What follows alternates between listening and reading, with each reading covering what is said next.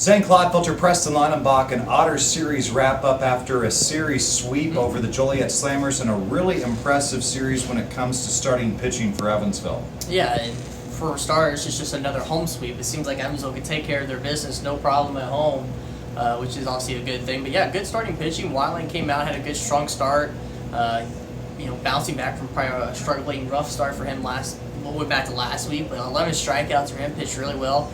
Brett Adcock coming out the lefty, no pitch limit to our knowledge, and so he came out and really pitched a really great game. I mean, he got a nice ovation as he left the playing field when he was taking out that game Wednesday night.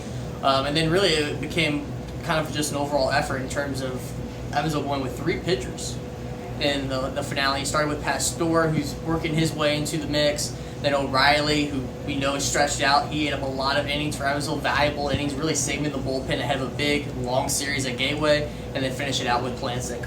It was really impressive. And the 1-5 road trip, you mentioned how maybe Justin struggled in his last start. I think a 1-5 road trip, a lot of people were struggling. But then again, kudos to Evansville, now back to 9 games over 500 with this 3-game series sweep, getting things back under control. Yeah, and that's the key. Obviously, just a short, sweet 3-game home series before they hit the road. Not too far of a trip to Gateway, but getting taking care of business at home against a West Division opponent, against Joliet, which going back to the end of last year, they were here in that midweek, the last week of the season, and it felt like them winning the 2 games here at that time kind of took the wind out of the sails a little bit in terms of that stretch run at the end of last season. So it was kind of nice to get a good win against Joliet, who is a better team this year. They're around the 500 mark.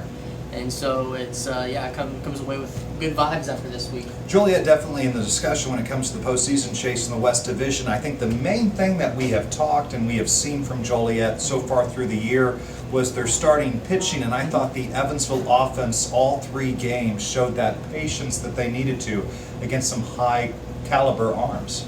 Yeah, I mean, the thing with Joliet is they came out, they had their starter go deep into the game, saved their bullpen as well. There's probably a couple times where maybe they could have made a move in the Tuesday, Wednesday game, maybe the 5th, 6th inning if they wanted to, just because of how close the game was. I mean, it felt like literally one moment in the game could be the entire game. With the way the pitchers were pitching, kind of a low-scoring affair. But they stuck with their starters, they went deep, saved their bullpen a little bit. And so, yeah, it just felt like, of course, we knew going into this series, Sharpie, who was the Wednesday starter, has had a great career on the back end of the bullpen for Joliet so far, now a starter. And then, of course, Thursday, Ofterhide, he's been here for a few years. We've seen what he can do. He's quality. He was sharp once again and gave Joliet a chance, but at the end, Evansville just got enough. They got those insurance runs at the end on Thursday night. And we can't forget on Wednesday night, too, Logan Sawyer earned his 12th save of the season. He has been really, I mean, if you have a closer in the Frontier League like Logan Sawyer, he kind of reminds me of an Eric Massingham type where you see him warming up. And it's never good to count your Budweisers, I guess, before they're poured, but it's really reassuring to see Logan Sawyer warming up. Yeah, I would say he has solidified at least his All-Star game spot, even though we're still waiting for the ballots. Yeah, we're still waiting for the ballots. But are you voting? Am I voting? Yeah.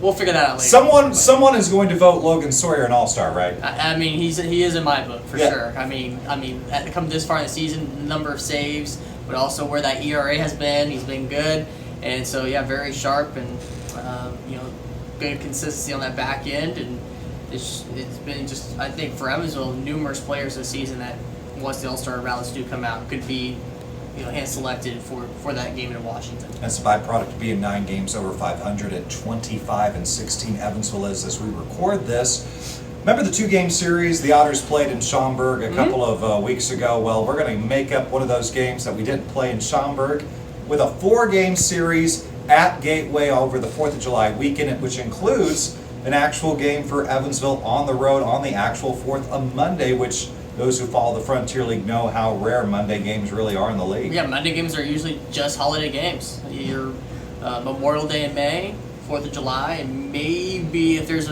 for some obscure reason, a makeup game on Labor Day. Usually the season ends on that weekend. But and the reason I said it last year, we were playing basically through Labor Day weekend and another week. So, but yeah, usually holiday Monday games, and for Evansville, they're all 6:45 starts, so it's going to be a kind of a late night getting back to Evansville Monday night ahead of their Tuesday home start against Schaumburg. But, I mean, at least, like I said, it's a short trip, so it's not like they're coming from Lake Erie or Washington or further. Tim Calderwood, our friend from Schaumburg, is going to be here on Tuesday. We're really excited. Hopefully Tim watches our OttersTV series recaps. And You better be ready. Yeah, he better be ready. We're going to have a lot of fun, obviously, with him being back in Evansville. And Schaumburg, I think, is an important test because they are the team that the reigning Frontier League champions. I know a lot of discussion still kind of stemming on the playoff format last year and who qualifies and who didn't. Schaumburg, by virtue of winning their division, made the playoffs, and then they made the most of it, which I think can show Evansville, again, the key this year is just getting in and seeing what can happen. Yeah, that's exactly it. I mean, for Schaumburg, they've won 3 of the last 6. Even though they're off to a slow start this season, we know they're quality enough to turn things around real quick. They've been through it before. So, yeah, it'll be a nice, interesting series here at home. And for Evansville, just kind of keep on pushing through, keep playing their game, and we'll see how it keeps going here for, again, just a couple weeks till the All-Star break. So it's Taco Tuesday on that Tuesday, July 5th for Evansville against Schaumburg. The new and improved tacos. We've had a couple of pictures. Yeah, man, legit. They are good. And the Corona and Modelo's on special. A Senior Connection Wednesday on the 6th with the $2 general admission tickets for fans 55 and older. And then another Thirsty Thursday on Thursday, July 6th. That series finale against Schaumburg with more games than the, Friday, Saturday, yeah, Sunday. it's a 6-game homestand. It's going to be a big week for the Otters and a lot of good promotions and themes for the entire week.